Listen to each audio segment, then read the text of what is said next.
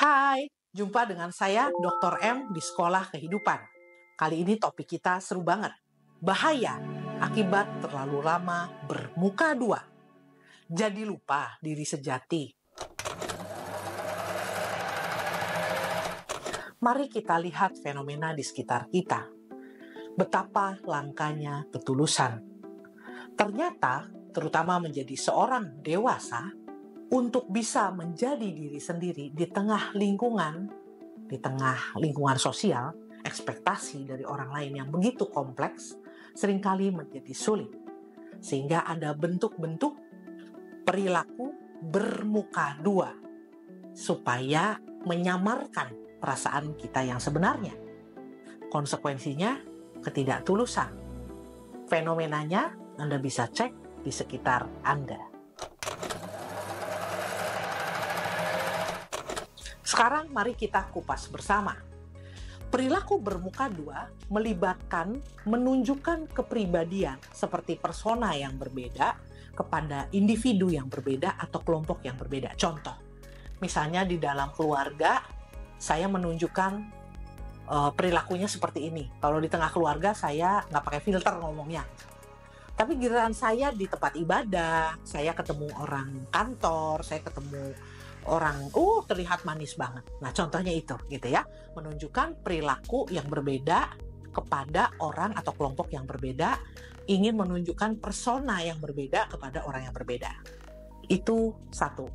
Yang kedua, perilaku bermuka dua adalah ketika seseorang tidak tulus atau tidak jujur dan malah mengatakan yang berbeda kepada orang yang berbeda untuk mendapatkan persetujuankah atau pandangan baikkah gitu ya. Jadi dia tidak mengatakan sejujurnya. Contoh, ketika bersama Anda, seseorang yang bermuka dua mungkin bisa terlihat menyenangkan dan sepertinya dia menikmati bersama Anda gitu ya.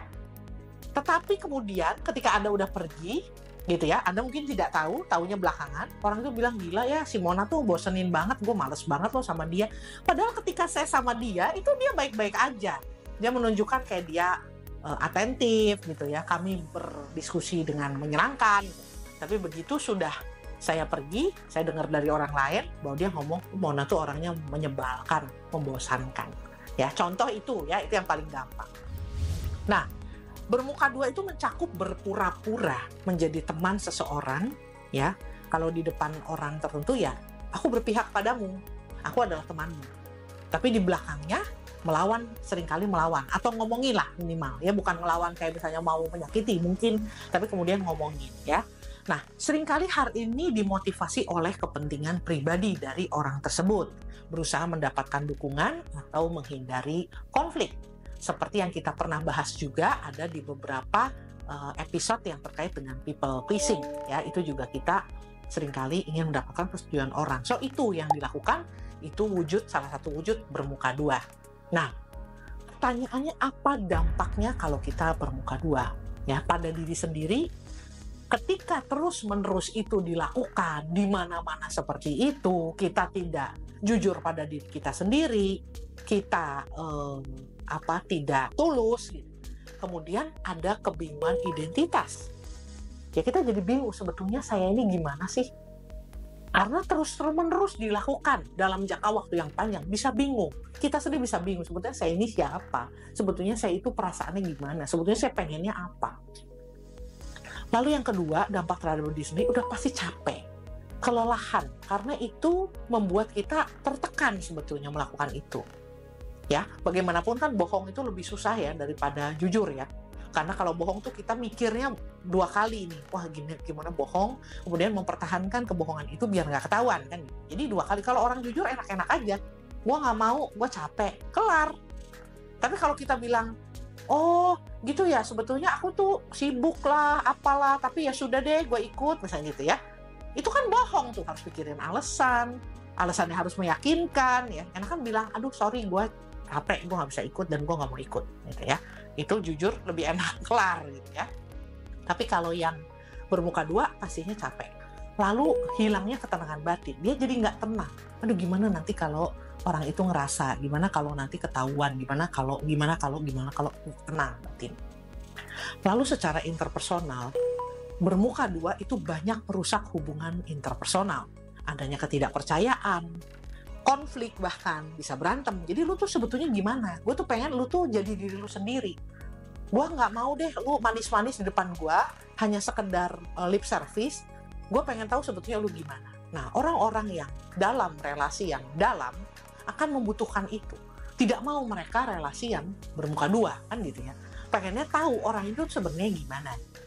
Dan bisa juga akhirnya orang-orang yang terbiasa bermuka dua, mereka mengalami isolasi sosial, dikucilkan. Ya, bukannya orang mau, yuk sepakat semua ngucilin Mona ya, dia suka bermuka dua. Gitu. Bukan sekompak itu sebetulnya. Tapi ketika kita kemudian orang tahu bahwa misalnya kita bermuka dua tidak tulus, ini tahu sini, mungkin mereka bahkan tidak ngomong ke kita. Mon, kamu tuh bermuka dua ya, gue gak suka sama lu, gue gak mau jadi temen lu. Gak kayak gitu seringkali. Tapi diem-diem mereka pergi. Atau kalau ada kita, mereka males gitu. Ya udah jangan si Mona mah gak jelas. Si Mona mah bermuka dua.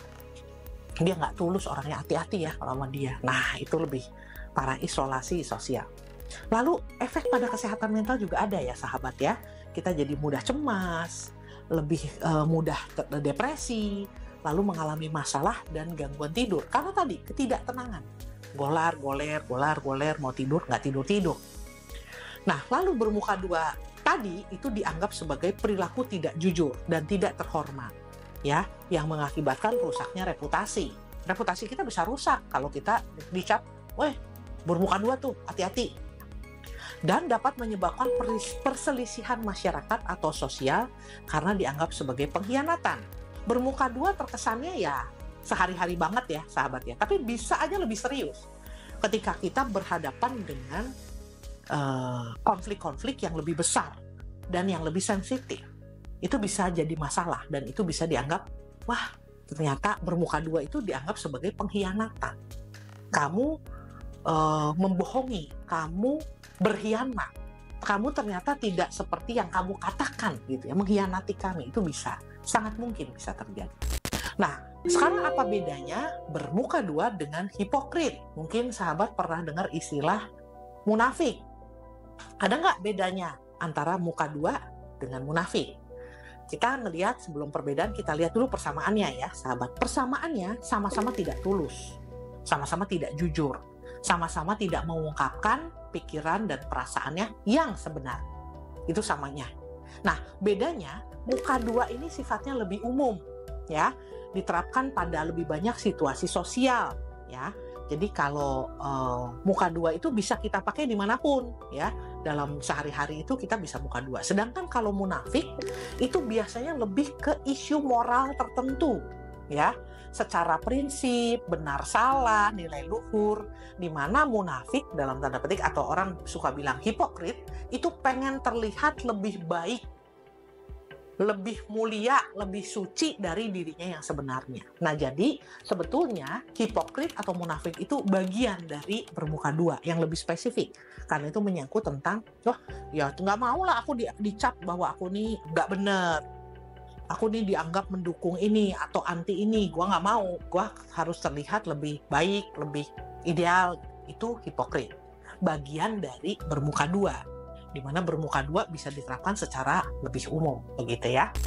Nah, pertanyaan lagi, mengapa kita perlu bermuka dua? Apa alasannya? Udah tadi bikin kesehatan mental terganggu, jadi kita lebih capek, batin tidak tenang, tidur juga jadi lebih susah. Aduh, udah gak ada untung-untungnya. Apa alasannya kita bermuka dua? Kita melihat ada 6. Kita coba ulas satu-satu. Satu adalah adaptasi sosial. Kenapa orang bermuka dua? Karena manusia secara alami menyesuaikan perilaku mereka dengan kelompok sosial tempat mereka hidup supaya bisa diterima. Ya, yang terkadang terwujudnya adalah dengan tindakan yang mencoba untuk berkompromi, mengambil hati dari orang-orang sekitar yang sebetulnya berbeda, tapi dia berusaha untuk beradaptasi secara sosial. Itulah alasan pertama orang bermuka dua, adaptasi sosial tadi. Alasan kedua adalah menghindari konflik. Untuk menghindari konflik atau untuk mempertahankan hubungan yang positif untuk bisa diterima, nggak ribut gitu ya, nggak dijadikan sasaran dan lain-lain, individu mungkin menampilkan wajah yang berbeda kepada orang-orang tertentu, terutama jika mereka merasa tertekan, ya, tertekan untuk setuju atau menyesuaikan diri. Jadi daripada ribut, daripada gua konflik terus, daripada gua ketakutan terus, ya gua menjadi bagian dari diri mereka, ya, untuk menghindari konflik. Itu yang kedua, menghindari konflik. Yang ketiga adalah untuk keuntungan pribadi. Ya, bermuka dua bisa digunakan untuk kepentingan pribadi. Orang mungkin memanipulasi perilaku mereka untuk mendapatkan keuntungan dalam situasi seperti pekerjaan atau lingkungan sosial tertentu. Mereka jadi dapat dukungan, jadi lebih disukai, jadi ya udah deh, lu ikut kelompok kami aja, kamu boleh deh kerja di sini dan lain-lain ya. Dengan bersikap terlalu baik kepada seseorang yang mereka butuhkan sesuatu dari dirinya. Jadi kalau kita lagi ada maunya, ada udang di balik bakwan, ada udang di balik batu gitu ya, ada maunya dari seseorang, kita baik-baikin dia untuk mengambil hatinya. Itu adalah yang untuk alasan ketiga, mendapatkan keuntungan. Yang keempat, biasanya orang yang bermuka dua, kalau kita cek, kalau bukan karena nomor 1, adaptasi sosial, nomor 2 menghindari konflik, nomor 3 keuntungan pribadi, mungkin karena nomor 4 di mana keberhargaan dirinya rendah, self esteem-nya kurang baik.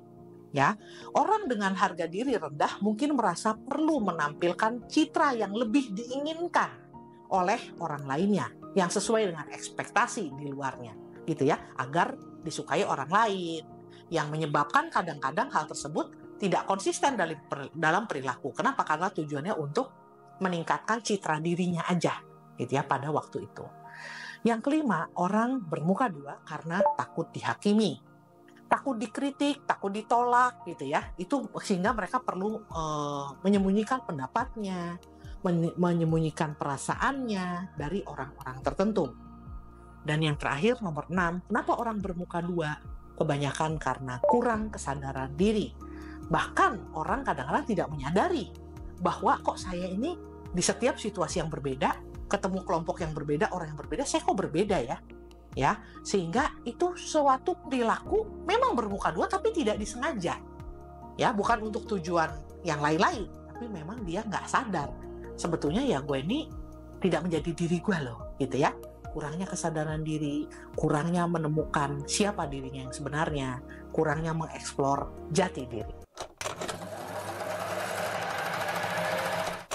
Sahabat, mari sekarang kita hayati. Ada 2 pertanyaan yang bisa Anda coba refleksikan. Apakah Anda pernah berada dalam situasi harus bermuka dua? Pernah nggak dalam situasi itu ya? Seperti apa kondisi saat itu? Apa yang Anda pikirkan, apa yang Anda rasakan. Lalu setelah Anda dalam tanda petik bermuka dua dalam kondisi itu, apa dampaknya pada diri Anda? Dan apa dampaknya pada orang yang pada waktu itu ada bersama Anda? Sekarang pertanyaan kedua, sahabat ya, supaya kita betul-betul bisa menghayati, emosi kita juga terlibat, oh begitu tuh bermuka dua gitu ya. Sebaliknya, apakah Anda pernah merasa bahwa ada orang bermuka dua di hadapan Anda? Ya, jadi Anda pernahkah mengalami orang yang sedang bersama Anda tuh lagi bermuka dua nih, gitu ya? Seperti apa kondisi saat itu? Silahkan Anda gambarkan apa yang Anda pikirkan dan rasakan ya pada waktu itu, dan apa dampaknya terhadap relasi Anda dan orang tersebut ketika orang tersebut bermuka dua di hadapan Anda. Apa dampak? Nah, 2 pertanyaan itu silahkan direfleksikan dan Anda boleh berbagi tentu saja di kolom komentar di bawah ini ya. Silahkan digunakan untuk Anda men-sharingkan, tapi juga Anda boleh kalau untuk yang ingin lebih privacy, Anda boleh men-sharingkan ke @familia.indonesia@gmail.com di mana saya yang akan membaca refleksi Anda.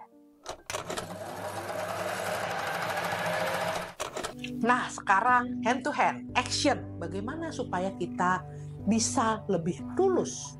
Bagaimana kita terhindar dari bermuka dua? Ya, jadi orang yang lebih tulus gimana caranya gitu ya.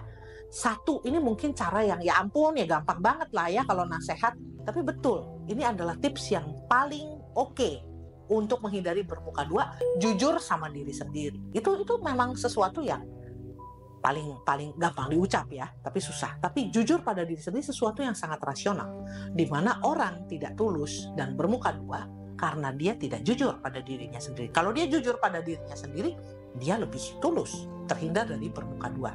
Jadi be honest with yourself. Yang kedua, be aware of yourself ya. Nah, juga termasuk ketika kita be aware tentang diri kita sendiri, lebih sadar tentang diri sendiri, termasuk reaksi kita ke orang atau persepsi kita ke orang. Kita aware, kok gua ada keinginan tidak jujur ya supaya diterima gitu. Kok ada keinginan itu, kita aware tentang itu. Itu yang kedua. Lalu yang ketiga, bersedia untuk lebih memahami diri, belajar tentang diri, meningkatkan pemahaman diri, menemukan jati diri, berproses terus. Saya ini sebetulnya pikiran pengennya apa yang saya takutin, apa yang saya hindari, apa yang saya itu pikirkan tentang orang, apa yang saya itu takut orang pikirkan tentang saya, apapun ya, termasuk kita juga tadi self understanding itu ditingkatin. Dan yang keempat, ini sesuatu tips yang mungkin enak aja, kamu kan harus usahakan sendiri ya, tetap kita usahakan sendiri tadi ya. Be honest to yourself gitu ya, lalu be aware of yourself, lalu self understanding itu kan diri sendiri. Tapi ada satu lagi, bertemanlah dengan orang-orang tulus. Berteman dengan orang-orang tulus akan membuat Anda dalam tanda petik lebih aman, karena Anda tahu reaksi mereka tulus. Kalau iya ya iya, enggak ya enggak. Mereka tidak akan menyabotase gitu, tidak akan mengata-ngatai yang berbeda di depan dan di belakang Anda, ada dua versi, tidak. Dan itu akan membuat Anda untuk pelan-pelan belajar tulus juga.